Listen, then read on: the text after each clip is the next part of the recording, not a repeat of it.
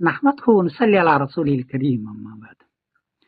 ہندوستان سے ایک صاحب نے پوچھا ہے کہ عید الفطر میں چاند کی صورتحال کیا ہے، بتائیے ہمیں چھٹی بک کرنی ہے۔ جواباً عرض ہے کہ 19 مارچ برج جمعرات کو انڈیا میں چاند کو چاہیے 5 ڈگری، عمر ہو چکی ہے 11 گھنٹے 56 منٹ، برما میں 4 ڈگری، بنگلہ دیش میں 4 ڈگری، نیپال میں 4 ڈگری، کراچی میں 5 ڈگری، پشاور میں 5 ڈگری، ایران میں 5 ڈگری اور افغانستان میں 5 ڈگری۔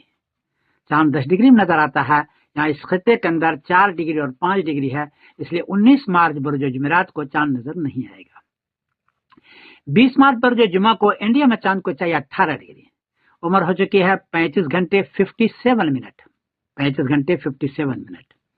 برما میں 17 ڈگری، بنگلہ دیش میں 17 ڈگری، نیپال میں 18 ڈگری، کراچی میں 18 ڈگری، پشاور میں 18 ڈگری، ایران میں 19 ڈگری اور افغانستان میں 18 ڈگری۔